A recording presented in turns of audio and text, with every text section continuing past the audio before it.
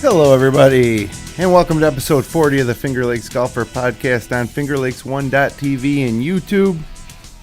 I'm your host, Jim Sinacropi, up here inside the FingerLakes1.com studio on Monday evening, September 14th, 2015. And tonight, we'll be joined alongside the Bobcat Bob LaPrade and Rhett Taccone back in studio. We'll be with you for the next hour where we're going to talk about what to do when your ball comes to rest in a tree, in a beautiful tree. Your ball just comes to rest. It happened to me on Sunday for, I think, the first time in my golfing life.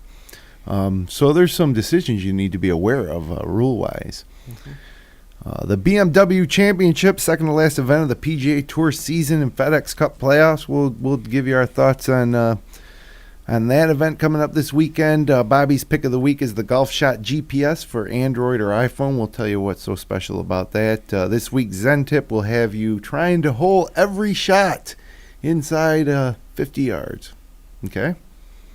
And we'll have your local golf news, holes in one, and much, much more. Welcome to the studio tonight, Bobcat. How you doing? All right. How you doing?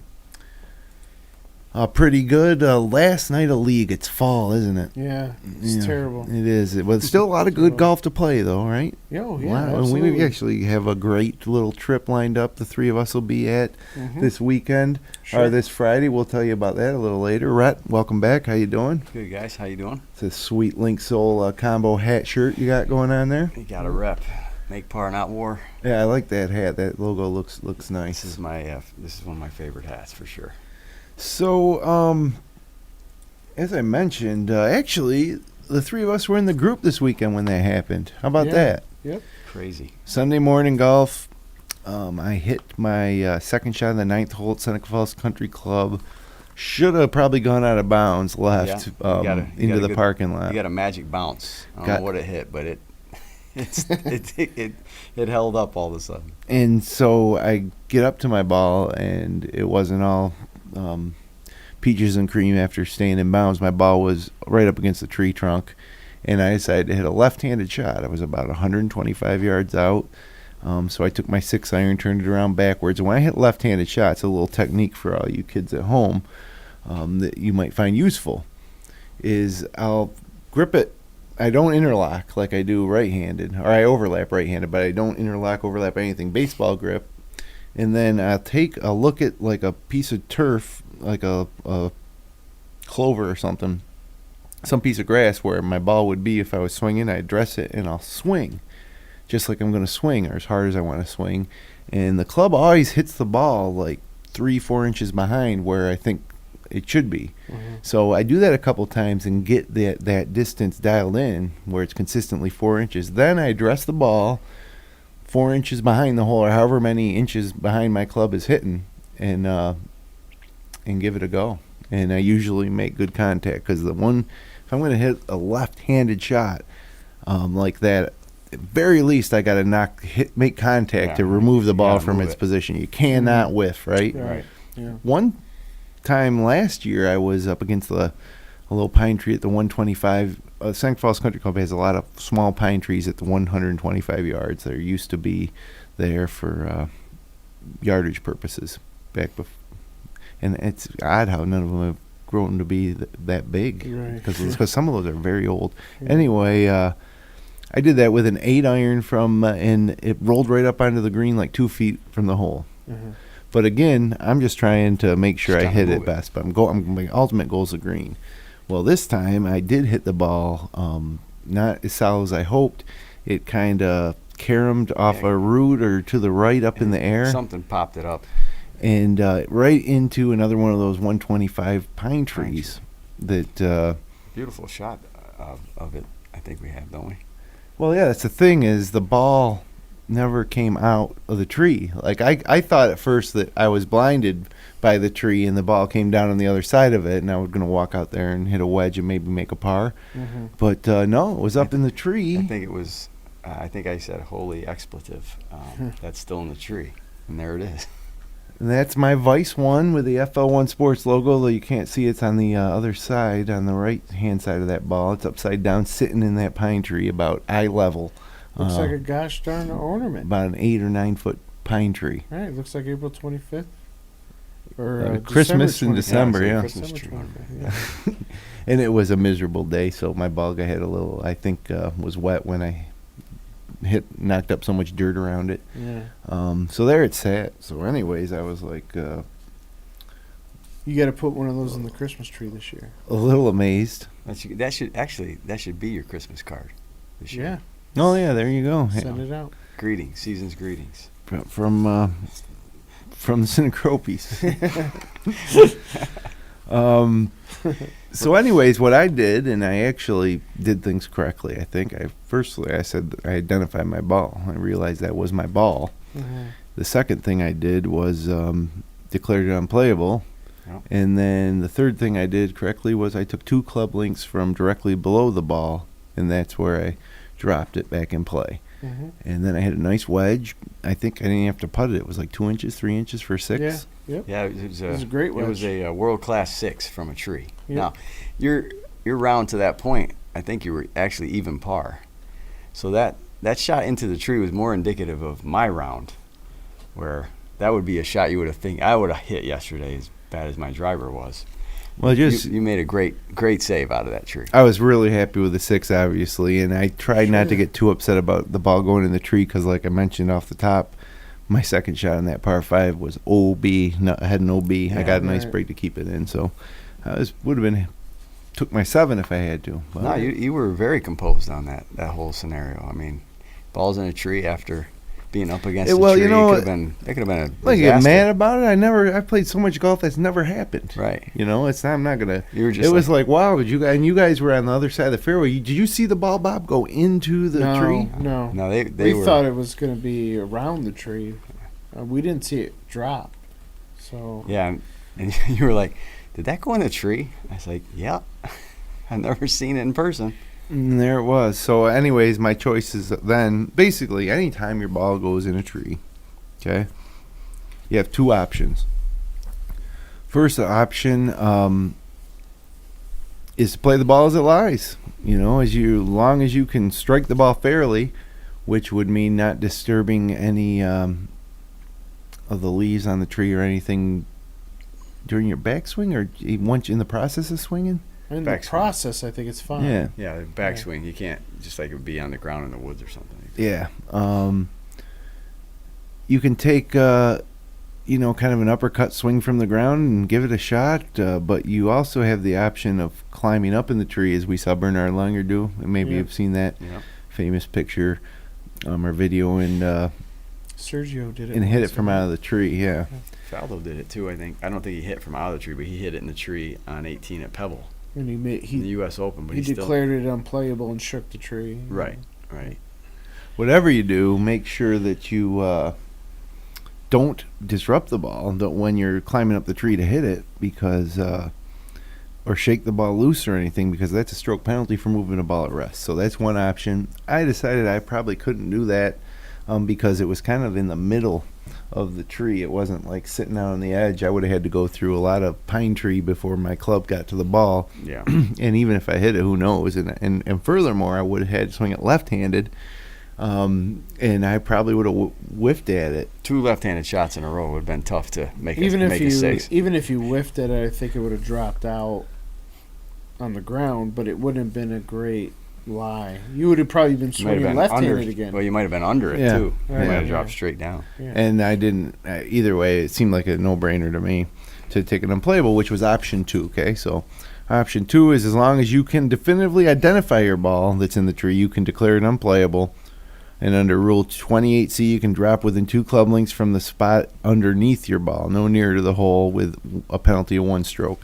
And that's what you guys were joking about. You were saying, am I going 2 club lengths from where the ball is on a straight line through the air to the ground, or what? Or do I got to go straight down and then to the right? One club down, 1 club right. Ended up doing it correctly, which was 2 club lengths from directly underneath where the ball is on the tree, on the ground. So, well, with the match, I think Bob and Booty were looking for you guys to go down and then over, because they were. Yeah, that's what we were thinking. They were looking for shots at that point. Yeah, we were beating them at that point. They were before a nice second half comeback, trying to get a penalty shot on you. Yep. So this is where I guess it becomes a little tricky, where you can get yourself in trouble. You gotta identify the ball, right? Mhm. So you can't declare the ball unplayable if you can't identify it. So if you're up there pretty high in a tree, and even if you see it go in there, if you aren't able to identify your ball, you can't play an unplayable lie. You have to first identify your ball, and you can't disrupt your ball to identify it. You can't say,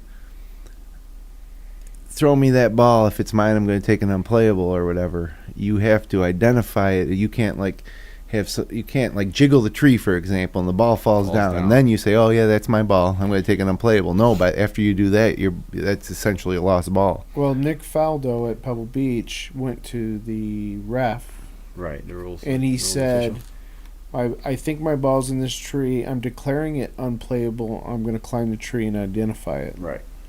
So you can do that. You can say, if my ball's in this tree, I'm declaring it unplayable, and then climb the tree.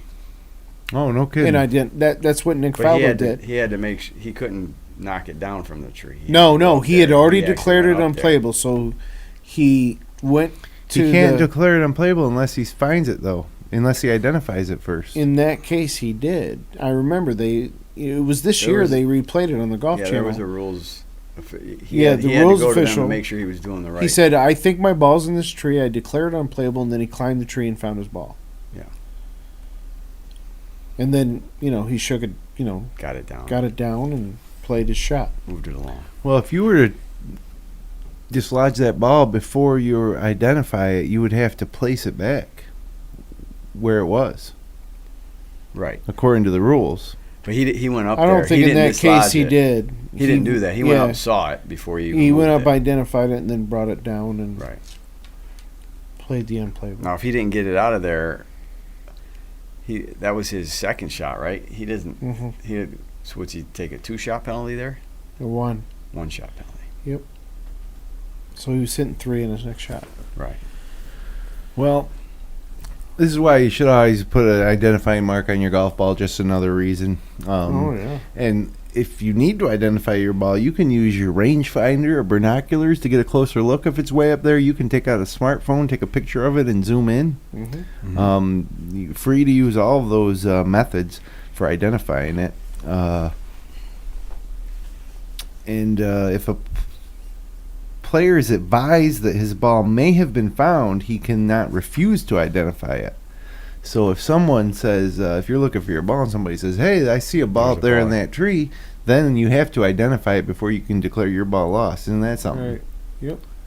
And that would obviously be true if a player happens to find a ball in the woods or some grassy wasteland. If somebody finds it, Right. you can't say, oh, no, I don't even want to identify it. You have to attempt to identify it first. Right. Confusing rules of golf. Very Rules. penal on, Yeah. very penal, this game. Now, another thing to remember is if you find your ball within 5 minutes, you don't need to identify it within that same 5 minutes. So if you find the ball in the tree after 4 minutes of looking, you know how you have 5 minutes to find your ball, and then you got to declare it lost automatically by the rules. You don't then have to identify it within that 1 minute. You basically have found it, so there's no you're not on the clock anymore. You can take as much time as you need to identify it. Another thing about this rule is what would probably happen a lot, and this is kind of crazy, but if you're in a state level event, it's something you should be aware of. If you and your playing partner see the ball up there, maybe you didn't identify it yet, and you're like, you know what, we're not going to climb up there and get that ball, just drop one, take an unplayable, and let's go. Both players are penalized. Two players cannot knowingly agree to disregard a rule of golf. The other side of it, though, is that if either player didn't know better, if they didn't know that they had to identify the ball and they said they went through that, no penalty. Can you believe that? What? Say it again? If the player two players knowingly agree to violate a rule or disregard a regulation or rule of golf, that's a penalty Right. Yeah. on both players. Shot penalty. If One, two players inadvertently, They didn't know the rule. it's really a disqualification, I think, in tournament in play. tournament. if the same two players do the same exact thing, but they didn't know better, they thought they were following the rule, or they didn't know they were breaking a rule, not penalized. Wow. They have to. Not even a shot? No, they have to go back and well, it doesn't really say what they do, but it's true. Wow. This stuff is true. I researched some rules of golf today. We got to get a rule book in this in the studio. You guys don't trust me? No, we trust you. No, it sounds legit to me. Yeah.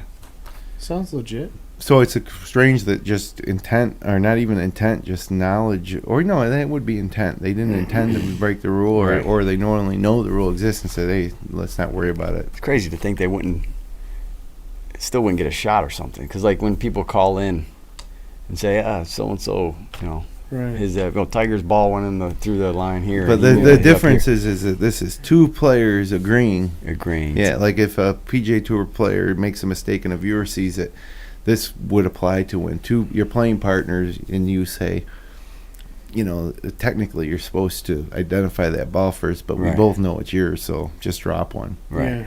Disqualified.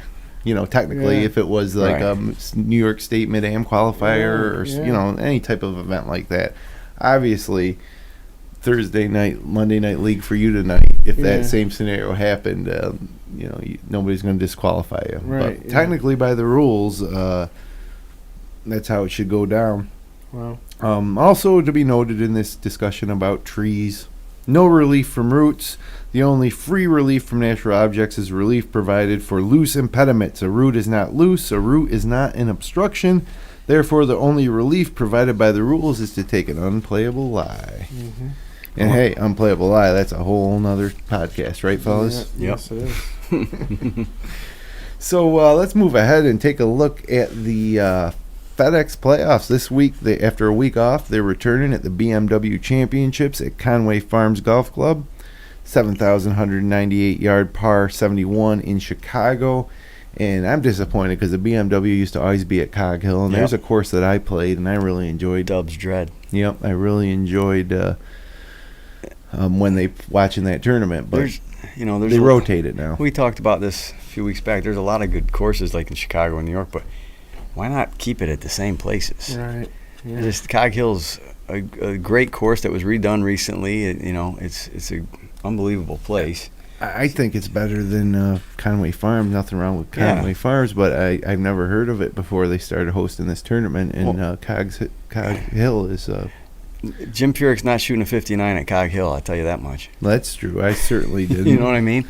I shot a 59 in like a 4-hole span. I played pretty good that day, but I had a 4-hole span where literally I went like 8, 9, 11, 10. Well, Dub's Dread will eat you up. Yeah. But that's the thing, though. It's like not that these are rinky-dink courses by any stretch, obviously, but they move. Liberty National and some of these courses they're moving around. Not the Deutsche Bank, but what was the first one? I forget now. It seems like it was 2 months ago. The one after the Wyndham there. The first FedEx one. Yeah, how can we not think of it? Barclays. Barclays, good job. Yeah. So they moved that one around. They're moving this one around. Yeah. At least at TPC Boston, that one is what it is, and they keep that one there. So why not keep all four at the same spot? Right. I mean, keep a tradition. And it's weird that the one they keep is like the TPC Boston. Yeah, it's a TPC Boston where that one they can go pretty low. I'd like to see them grind it out a little bit more like a U.S. Open or a PGA, or not necessarily PGA. Sometimes those scores. Well, that's why I like in the rotation of the Barclays. I like that it'll be at Bethpage. Yeah. If the rotation was like Winged Foot. Well, yeah. Bethpage and what's another great course in New Jersey, Pine Valley or something, Yeah. But even at Westchester Country Club where they had this tournament for a long time that before. Could be another one in rotation. But a major championship caliber, Oak Hill, for example, which is, by the way, is hosting the PGA Championship in 2023. So got that to look forward to in absolutely 8 years. Get some media credentials for that. But I think that tournament would be great at a place like Oak Hill. And the other thing that's odd is the Tour Championship at East Lake. That's it's just East Lake was a fine tournament when it was just a regular tour stop. Yeah, it was always the Tour Championship, wasn't it? But no, it was the Firestone or no? That's Ohio. No, there was one before the Masters, wasn't it? The week before they used to have the Southern Bell or something, the Bell South. Yeah, Bell South. yeah. It's just, but it's the Tour Championship, I mean, the final. You could have it at Atlanta Athletic Club if you're going to have it down there. I mean, there's just. You can have it at Pinehurst. You can have it at Pebble Beach. As big as this thing is, or they're trying to say it Right. is, it's. I don't know if it's as big as we all think. Like we said before, too, that these guys sitting out 2 events and still in contention. Right. I mean, put it on some tough courses. Make these guys, make them play all 4. If they have it, to have a chance at the 10 million, you got to play all 4. And, I have think- them on these great traditional courses. I think they should be playing at 9,000 yards. Well, hey, why not? You Might laugh. Hey, construct you a know what? special course just for the Tour Let's see Championship. these guys struggle a little bit. Well, I mean, I don't know if you need 9,000 yards, but definitely on some of these bigger Let me see bigger it. I want to courses, you see could- it. Let me see him play that. play Oakmont, something like that. 9,000 yards. I like Pebble though, West Coast prime time. Yeah, that would be a nice bonus for the Tour to have it West Coast every year. Yeah. For that purpose, Absolutely. but. I don't know why aren't we running the PGA Tour? I mean, Is there a 9,000 yard course out there? I guarantee There's you gotta can be make one. You can make one. if there's Guarantee you can make one. it's got to be out in like some jungles in Someone Brazil would or something like that. You take any of these big. Maybe the prime-time Olympic courses, course. you make it. Maybe the Olympic course should be Oh, let's 9,000. I These doubt guys that's go got at to a be little played bit. by women See and Zach men. Johnson play 9,000 yards. Let's see, Bob LaPrade play 9,000 yards. But Bob LaPrade's not going to play 9,000. But Bob LaPrade refuses to play 9,000. Bob LaPrade's not going to win I $10 have a million hard time either. I have a hard time with 6,400 yards. So, anyways, Ricky Fowler wins big at the Deutsche Bank. So now he's joins the FedEx Cup leader Jason Day and number 2 Jordan Spieth at the forefront of the 70-man field heading to the playoffs. Second half, where the goal essentially after this week is to get top 5, because if you're top 5 in the Tour Championship Right. and you win, then you're the Tour champion, Yeah. which is another thing we could get into about look, how can you win the Super Well, Bowl but you're not Super Bowl champion? Right. I mean, Rory wins the next 2. He wins the FedEx Cup. He sat out the first one and didn't do so. I mean, he was top 15 in the second one. So, but all he's got to do is win the next 2, and he wins $10 million. It would be nice if they were heading in today to this tournament where the top 16 or 32 advanced, Yeah. and then you all go into seedings for match play. Right. So on 18, that could be something like if Hunter Mahan makes this 10-footer, he'll be paired Right. against Sergio Garcia. If Right. not, he'll drop to whatever seed and play Right. against whoever. Right.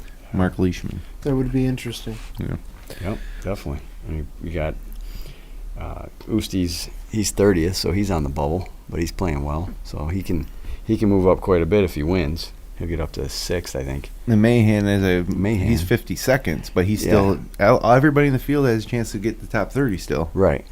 And he's the way he's playing. This could be is he the only one that's been in every Tour Championship since the FedEx Cup? Mahan? Yeah. I know that he has never missed a FedEx Cup event. If he's the only one, I think it's a very short list. He might have become one of the only ones so far now, Right. this deep into the season. I Yeah. think when the playoffs started, I think it was a list of 4 or 5 maybe. Right. But he And might a couple be the missed only cuts one by left. some guys. It's pretty good. Yeah. So he's got some. Probably is the only one because they've been making this little, that's Been an a item story we about it noted. last So if couple there days, was yeah. 2, they would have. Right. Yeah.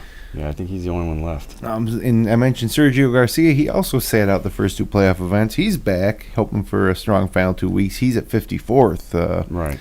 And just to give you an idea of kind of how much it cost these guys, he ended the regular season at 31st. He didn't play for 2 weeks. Now he's 54th. What's the incentive to Yeah. play? I guess it would be a little bit easier for him to break the top 30. I suppose if he Right. was at 31st, or maybe would have already done it. But Yeah. I mean, he's. I think 1 or 2 of these guys are going to be gone. The bigger names, we were talking about Koepka earlier. He might, Snedeker could definitely, if he doesn't do well, he could fall out. Mahan, Garcia, any of those guys missed a cut. They're going to be out. Phil's in danger. Would this be the second year in a row Phil would miss the Tour Championship? I think it would be if he doesn't get in the top 30. He didn't play last year. yeah, and you know what? he was picked for the President's Cup, which, by the way, all All 12 these guys. members of the President's Cup are playing this week. So that's another pretty cool thing if you're Yeah. excited about the President's Cup. Get to see all these guys in action. But do you guys like Mickelson's is a pick for that? I No. mean, I didn't No. like it at all. No. No, not at all. You know, maybe you're looking for some veteran leadership, but that's a little too veteran, I think, at this point. I think if that's where you're going, that you look at Jim Furyk, right? Yeah. Mhm. Yeah. Who's actually playing very well. Right. Yeah. And there's probably a handful of others. I mean, geez, guy like J.J. Henry might be playing better than Mickelson right now. I don't know if he's I mean, yeah. I mean, there's, you could go down the list of quite a few. I mean, yeah, he's got experience, but, that's a reach. So, got some rookies still alive in the FedEx this week. Justin Thompson, Tony Finau, Daniel Berger, and Zach Blair all alive in the playoffs. And speaking of Jim Furyk, he shot a 59 at Conway Farms in the second round, 2013. So he obviously likes the course. Yeah. For those of you guys putting together your DraftKings team. Was that the year he won the FedEx Cup or no? Had to be, right? Yeah, right. I mean, Yeah, 2013. Or was it? I thought it was even a little longer ago than that. Yeah, I think it was 12 or 11 or something like that. He Well, won. this was 2013 that he got the 59. So That's the good. only two guys in the field that really are guaranteed top five Top positions heading to East Lake are 1 and 2. Day and Spieth. Yep. Fowler, Henrik Stenson, Bubba Watson are also well ahead of number 6 Charlie Hoffman, but there's a chance that two of those guys could get bumped if they don't play well this week, and one of the guys at their heels plays well. And not only does the Tour Championship await the top 30 in FedEx points after Sunday, but automatic entry to all 4 majors in 2016 for the top 30 this week. So that's pretty big, too, for some of these guys who aren't exempt for these tournaments, Right. which is I don't have a list of those guys, but I'm sure as we're watching the telecast this weekend, they'll make note of those players. And speaking of the telecast, it's going to be on Golf Channel on Thursday, Friday, 3 to 7 p.m. And then on the weekend, at noon to 3:30 on NBC, 3:30 to 6 on the Golf Channel, which is odd. Isn't that odd? Yeah. Must have a college football Notre Dame game What or day? something. Saturday? Yeah, Saturday it's noon to 3:30 on NBC, Yeah. and then 3:30 to 6 on the Golf Channel. Notre Dame's at home. And then Sunday you're going noon to 2 at the Golf Channel and 2 to 6 on NBC. So a little odd there, just to swap those that Saturday telecast around there. Did you guys see? And not that we were watching it or every shot of it, but web.com, Henry Norlander, the score he shot on Sunday, shot a 62 to win that tournament, get his tour card. Tour card. Wow. So he's in there because they're in there. They have like a 4 tournament finals. They give the 25 that qualified a couple of weeks ago from Q School, and then they have 25 more that they give out through this tour finals. But he shot a 62. It was the lowest final round on tour all season for web.com. Oh, wow. I mean, I just thought that was worth noting. That's a pretty good score in a final round to win a tournament. He was down. I think he was down 3 to start the round too. So, congrats to him. Nice. And speaking of, this wouldn't be a good round. This would be bad rounds by our Walker Cup team. Oh, jeez. Getting drubbed over there at Royal Lytham and St. Anne's. British/Ireland defeated the United States. This is the amateur competition, the Walker Cup, 16.5 to 9.5. U.S. only leads 6-5 in the series since 1995, despite having a 250 million population advantage. Yeah. And you remember Bryson Chambeau? We talked Yeah. about him a few weeks ago when he won the U.S. Amateur. Got a unique swing and concept and approach. And Bo Hostler were the only U.S. singles winners. Hostler won 3 points total, so only 2 Americans took points in this singles crazy. match. It's out of control. Well, did you see again with the foursomes, just like in the Ryder Cup? What is the deal? Why can we not? Yeah. We were 7 or 1. We were 1 and 7 in foursomes in Europe in the Ryder Cup. It 2 is years hard ago. to explain, right? Yeah, and then they get Sure. us 6-2 this year in their foursomes. What is the deal? I don't have an answer. I mean, it was speculated after the Ryder Cup that it was all about the fact that there wasn't as much camaraderie, Yeah. which I always found kind of crazy because the Europeans are all from different countries, and Americans, we're all Americans, so we should have the camaraderie. That some of those countries have different languages, Right. you know? Mm-hmm. But yeah, for some reason there's this perception of the European camaraderie and the fight behind the European team for the Ryder Cup, and it's carried over for this, which isn't. It's just Britain and Ireland. We all know how well they always get along. So, Yeah. you know, it's. I don't have an answer just for weird, it. though, I, you know? I kind of think it's an enigma, but there must be something to it. You know, it can't just be a coincidence. Well, then they also had their team is set up weird too because they require 2 people over 25 mid amateurs to be on the U.S. on the- yeah, right. Instead of taking your top 6 or 7 qualified or however they did it, 2 of these people aren't even necessarily the best players out there. And there is no set formula for points. No. This is all a Captains, secretive yeah. USGA Yeah, process for choosing the right, team. right. Um, But I mean, no transparency. You couldn't have found a couple better guys. I mean, Yeah. it's not good. You know, those over 25 mid ams were 1-5, and since they've been doing it that way, they're 3-8. So obviously that's not working.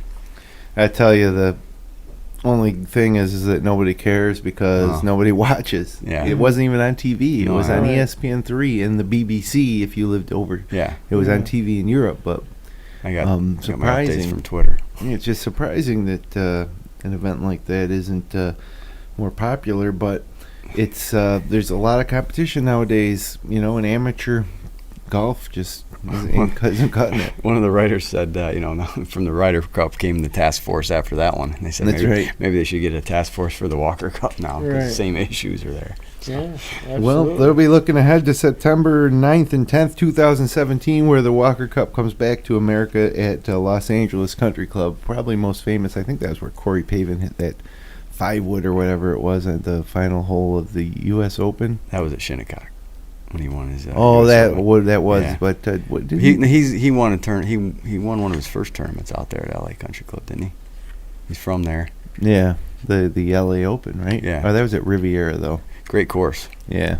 Yeah, this is at Los Angeles Country Club.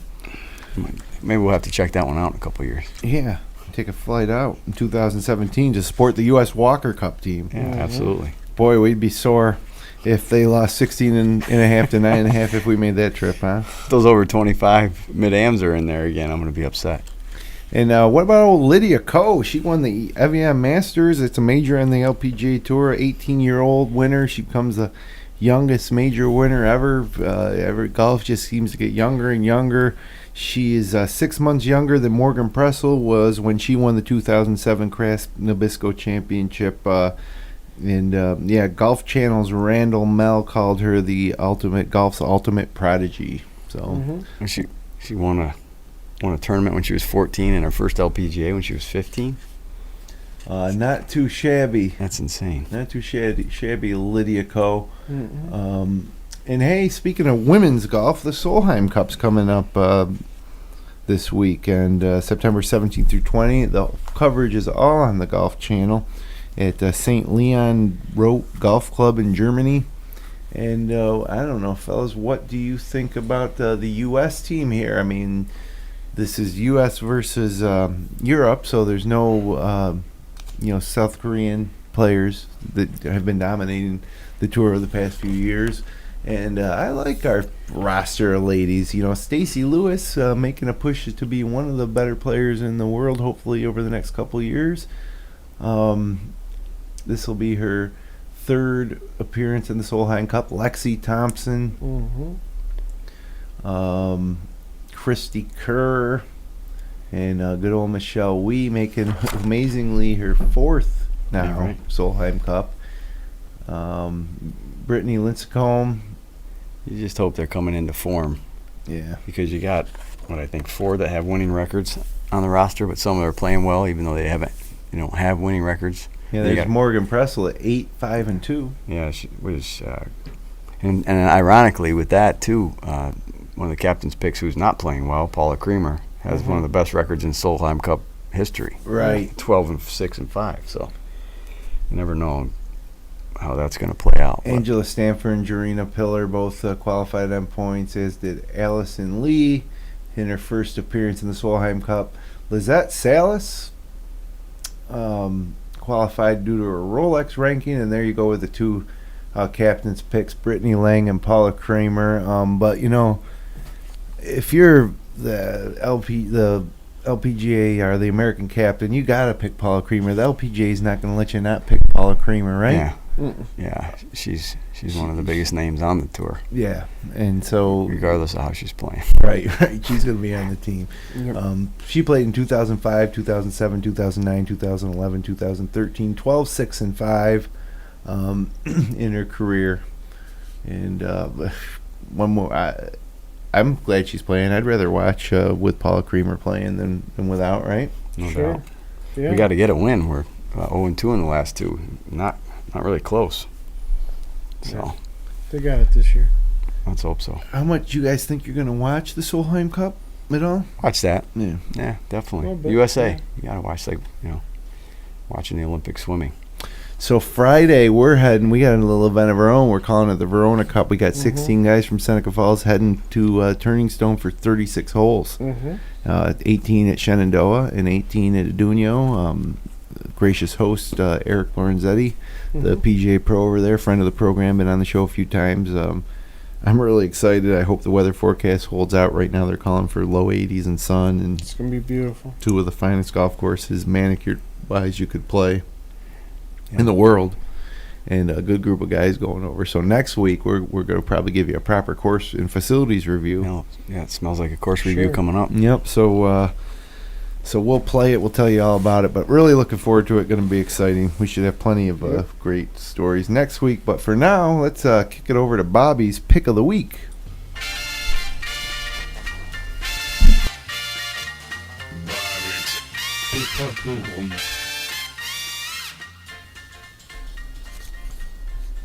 All right, Bob, what do you got this week? Well, this week we got the GolfShot GPS app. And if you like GPS apps that you can get on your phone, this is the app for you. It has a very clean interface. Looks like a yardage book with white background and whole overheads. It's available on Android, iPhone, and Windows phones.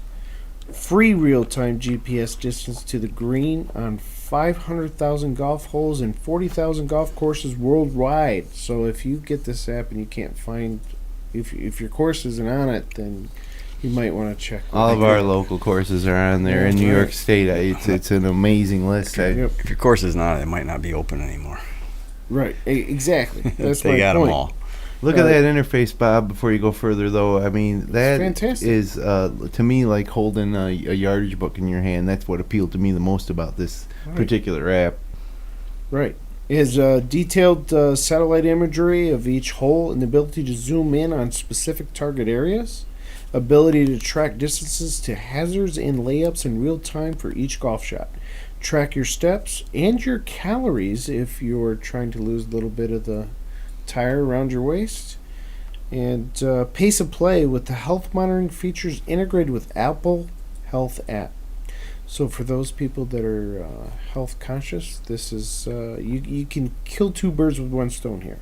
Ability to track fairways, hit greens in regulation, and putt per hole, and other vital golf stats. Easy to use scorecard that allows you to keep your score for yourself and your entire foursome. Yeah, there's a lot to this thing, but the thing I like the most of it is just for the yardage factor, the look of it. I love it. The hole overheads are pretty sharp, and you can even do a 3D flyby. That doesn't look as great, but it does give you a good look at the hole from tee to green.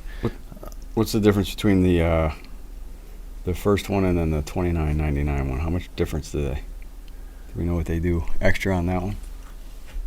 I did look at that. The difference between GolfShot Plus and GolfShot Plus here is one-time payment gets you access to lifetime features such as real-time distances to all key hazards and targets. 3D flyover previews, ability to zoom in, and scorecard features, the Apple Watch and Android support. Oh, okay. And honestly, you have it all unlocked for like 2 weeks because I downloaded the app and I have access to all that stuff. Okay. But it depends on where you want to track your information about your game, your stats, or how deep you want to go into it. Right. But what I like is just yardages, and I wouldn't use it on my home course. I would use it when I go to play another course. Mm-hmm. It's just a really clean yardage book Right. on your phone. So All right. Nice. So, yeah, Bobby, that's your pick of the week. It's a good one as usual. Want to remind everybody to subscribe to our YouTube channel or like this video. We're going away in just a couple weeks here. We're talking about 2 more episodes after this before we're taking a little hiatus for the season. And so you're going to want to get hooked up so we're back in your feed when we return in the spring, early spring. We're on iTunes, Stitcher.com, or you can enjoy the podcast via the FingerLakes1.com app, also available for free at the Android or Apple Store. All these links, our latest episodes, and complete archives are online at fingerlakes1.tv/golfpod. Which brings us to the local golf calendar, and it's official. Oak Hill will host the 2023 PGA Championship. The PGA of America announced last Wednesday that Oak Hill Country Club in Pittsburgh will host the 105th PGA Championship on the famed East Course. This will be a record-tying 4th PGA Championship at Oak Hill, designed by Don Ross in 1925. The only other course to host the PGA Championship 4 times, Southern Hills Country Club in Tulsa, Oklahoma. And so that's a great notch in the feather of a great championship course right here in our neck of the woods. That's a good point. I didn't know that. Central New York PGA update. Last week it was the Folds of Honor Pro-Am on Tuesday because of Labor Day. It was Tuesday, September 8th at Tuscarora. Sean Daddy won with a 69. Earlier today, the Turning Stone Pro-Am Series Championship at Shenandoah was held. Eric Manning, Joel Dieter, and Joe Norman top of the leaderboard, each shooting even par. So, hey, fellas, we're going to Shenandoah. We can go ahead and shoot even par Sure. on Friday, right? Could happen. We're playing Shenandoah in the morning, Adunio in the afternoon. Mm-hmm. Dang. And then next week, the Players / Head Pro Championship will be held. This is an interesting format, too. They're playing 18 holes at Timberbanks and 18 holes at Radisson. So a little Baldwinsville area. Yeah. Good tracks. Yeah. Big weekend for 2-man scrambles. We mentioned it before, coming up at the end of this month. Saturday, September 26th is the SFCC Scratch Series 2-man Fall Scramble. More information and details on signing up at SenecaFallsCountryClub.com. And then the next day, Sunday, the 27th of September, is the 2015 Geneva Country Club Fall Invitational 2-man Scramble. And more information on that is at gcgenevany.com. 2 great 2-man scrambles, and I'm urging you to make a weekend of it. Grab a partner, sign up for both, and try your luck in these 2 cash events. We won't report you to the New York State or however, blow your amateur status here. Mm-hmm. We'll keep it all on the down low, I'm sure, at these 2 events. But great fall tournaments. A lot of great golf left here in the fall. And a lot of people still knocking in holes in one, like Bob Church of Penn Yan, who aced the 165-yard 12th hole at Silver Creek with a 7-iron during the Finger Lakes Seniors Championship at Silver Creek this week, which, by the way, got to mention right now, was won by Jim Johnson out of Canandaigua. Second place was Mike Birdsell and our very own Doug Brown, the captain. Oh, nice. Here at the Finger Lakes Golf Podcast, finished 6th, I believe. Nice. Which are great finishes by. Good job. That's a good tournament, the Finger Lakes Seniors. It bounces around courses. But Bob Church aced the 12th. That's the downhill one on the back 9 with a 7-iron. Dan Pope used a 6-iron to score a hole-in-one on the 140-yard 13th hole at Blue Heron Hills. Mike Lesh aced the 178-yard 9th hole at Highland Park in Auburn using a 6-iron. And Buddy Sayer also aced the 9th hole at Highland using a 6-iron. Molly Godfrey aced the 95-yard 6th hole at Millstone Golf Course using a lob wedge. And Lynn Carlisle used a 5 hybrid to ace the 142-yard 16th hole at Sodus Bay. And Roger Lewis got a hole-in-one on the 173-yard 11th hole at Bristol Harbor using a 6-iron. Send us your hole-in-ones. Contact at fingerlakes1.com. Subject line FLX Golfer. Plenty of aces to be made in the 2015 season. And also, congratulations to Bill Baker. At age 80, he shot his age at Highland Park in Auburn last week, or maybe it was about 2 weeks ago now. So, congratulations, Bill Baker. Good for Bill. And that brings us to the Zen Tip of the Week. Zen Tip of the Week.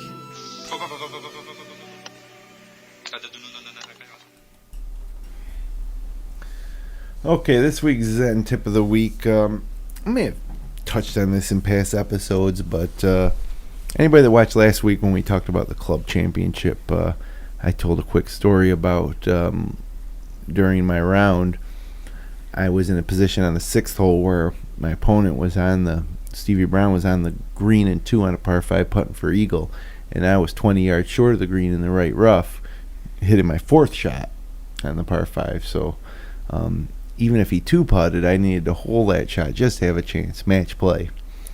And there was something about that shot where when I was looking it over, I liked the lie. I got up to the green and said, if I land it in this little circle here and hit this kind of exact spot right there, that it should bounce here and trickle out and go right into the hole. And I didn't make the shot, but I really tried to. I tried to make it, even though it was a 20-yard shot from off the green. I visualized it. I felt like I could hit it, and I hit very close, if not exactly to the spot I chose, and really, as it released, thought I had a good chance. And it didn't go in, but it was 3 inches from the hole. Mm-hmm. So the tip is, on these shots, anywhere 50 yards inside of the green, sometimes you're just thinking so much, leave it below the hole, don't push it right into the bunker, or maybe you don't, whatever it is, think about making the shot. Try to hole it from anywhere. You're in the bunker, well, geez, if I flop it out of there and it lands right there, it should trickle down and go in. Focus on that, trying to make the shot in the hole, and you'll be very happy with the shots that you aren't successful in holing, which will be 95% of them. But right, it'll be tapping it in. Yeah, better than, and Bob, I know this might go against something you do short game where you're like, I like to get it within a hula hoop. Mm-hmm. You pick a hula hoop, and maybe that I might think that way depending on what kind of lie I got or whatever. But looking back over the past few years of playing golf, my best shots come when I'm like not thinking get it close, but I'm thinking make it, Mm-hmm. So that's the tip. Try to make it. I like it. Try to make it with your wedge. Try to make it with your putter from putting off the green. Try to make it from the bunker. Try to knock it in the hole. Like on 16 yesterday. Yeah, 16 yesterday. A couple long ones. Rhett and I were partners. Our back was against the wall, and Rhett started it must have been 50 feet. Yeah, it was and off the probably green. 7 feet of fringe, or maybe not quite, maybe 5 feet of fringe. Yeah, it was. Both of them were long. Yeah, Wet. I had about 3 breaks in there, and it went like back and forth. Bob was watching it. Yeah. It nails it right in the hole. In the hole. Only good shot I had all day. for par. Yep. And then I also had a lengthy par putt, probably 40 feet, Yeah. 45 feet. Edge of the green, right? Down at the bottom. Yep, and I knocked it in the hole. It was going really fast and hit dead center, and those shots were very exciting back to back. But almost 100 feet of total putt we made on that one hole. At least. So He scared you guys a little bit. Oh yeah, got us riled up. oh yeah, I thought you were behind. You were there in the group. You were there. Yeah. Yeah, well, he stepped up and knocked in like a 7-footer for par to tie the hole Yeah. Yep. that you needed. Yeah. Yeah. Your partner made bogey. Right. How's your game coming along, Bob? Honestly, like lately, we got a few minutes here. It sucks. Bottom line. You feel that way? Yeah. I'm waiting for it to snow. No, Bob, don't say If stuff it snows like that. tomorrow, I'm checking out. You done? Well, it won't snow tomorrow. What's say your things goal? like that. What's your goal for this weekend at Turning Stone, or any of our Rhett? What's your goal? Jeez. If I was... We're having a modified nitro scoring, which we've talked about Yeah. on this podcast too, where it's kind of handicapped by point, and then it's like a Stableford system of points. So it's semi-equal. So you have that on the line. You have the Verona Cup on the line, an individual event based on the nitro scoring system. Might have some interior matches going on with our groups during the two rounds, Sure. and then you're posting a score yourself. Yeah. You know, just on the golf courses. You know, so I don't know if you guys have even thought about goals. Yeah. Or if it's I just did. like, let's have fun. After yesterday's tough day on the tee boxes, I definitely thought about it, that if I can get off the tee and I can make some putts that I shoot, right around my handicap, 12, 10, then I can have a chance to be in the race for the Nitro Champion, for the Verona Cup. For the Verona Cup, right. Cup. Yeah. But that's, the tee box is the key. Yeah. Tee up there. A little less pressure up there at those courses. The little wider Yeah. fairways. There is Right. trouble that you won't see Yeah. at Seneca Falls, like grassy waste areas and More traps. some water and some creeks that run through Aduno a little bit and Bolton and Shenandoah. Yeah. But for the most part, wide fairways. Absolutely. What about you, Bob? Yeah, what are your goals? My goal is to win. I I'll like find a way, regardless of how bad I'm hitting it. Don't keep doing the same thing over and over. Find another way to make it happen. Now, my goal playing wise, I've been playing pretty good as of late, and I kind of want to take it to another course and see, So I think my goal is going to be I want to shoot in the 70s on either one of those courses. I played them both a number of times now, and I think if I can hit a lot of greens and putt halfway well, I think that I could do that. And I think if I did do that I would win the Verona Cup. 2 rounds in the 70s, I think, wins the Verona Cup, right? No matter who you are Oh, yeah, yeah. in this group. Yeah. Nitro scoring? Yeah, absolutely. I have a huge advantage over the rest of the field, though, here, because I'm the only Aim Point Express guy coming to this on greens that are not so familiar. No, with you that's guys. true, too. That's a good point. Yeah, so I guarantee you I'm going to outputt every one of you. Yeah, that's a bold statement. I actually had a little heart-to-heart with Bobby last Wednesday night. We golf on Wednesdays, and we have dinner after, and then we go home, and Bob and I were among the last two in the old parking lot. And I said, Bob, I really think it's time that you stop getting away from the technical aspects of this game and start to just trust your feeling and be willing to play different types of shots. And I think even since the beginning of the year now, you've developed a low shot that you've used a few times where you could never hit it low out of trouble. Now, the last quarter of this year I've been hitting low shots consistently when I needed to. Right. And tonight I had to use it 3 or 4 times, and it was great. it's the most overlooked shot to have in your game is like the low punch out. Yeah. A lot of guys can't not do it. They just can't. I have a lot of practice with that. And it's a very important shot. So the other thing, it wasn't just that shot. Oh, you were willing to try a shot in the Club Championship qualifier that you really weren't sure if you could pull off, but at that moment it felt good and you felt you could do it. It was a low, like 220-yard cutting 3-wood, and you hit it perfect based on feel. You set up to it. That's what I want to see is more feel, because I think what you'll find, Bob, is that the technical stuff is good and you can get it together for a while, but under stressful situations that technical approach never stands up. It doesn't work.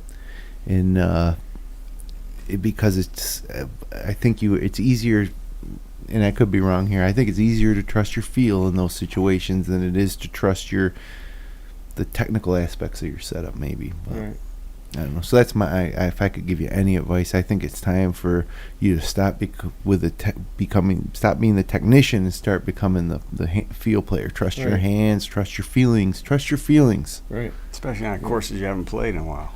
Yeah, for sure. Yeah, Just go out there and freewheel it, buddy.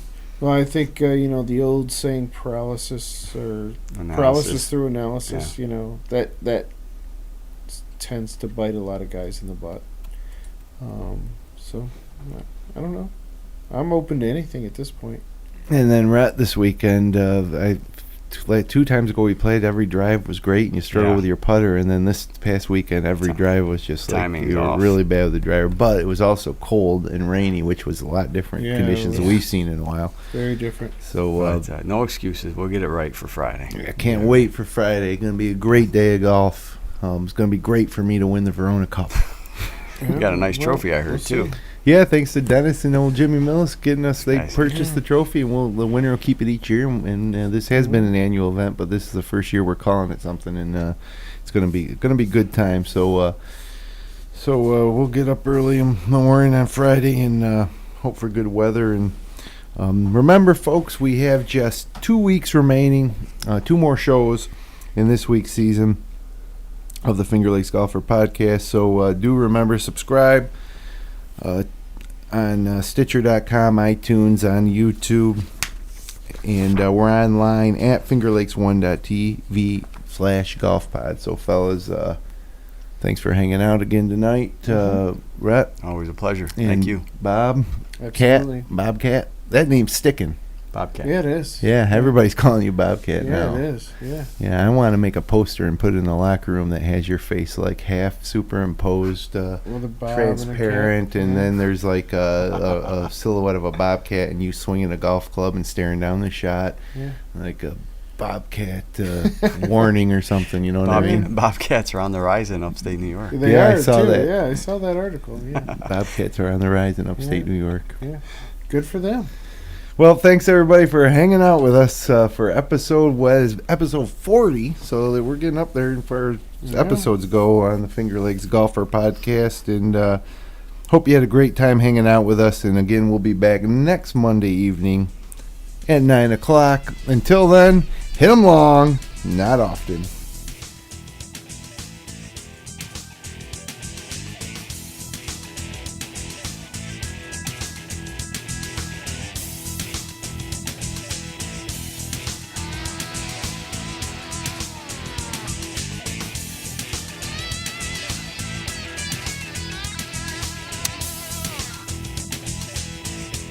Support great local content like this by becoming a patron of FingerLakes1.com. Visit patreon.com/FL1.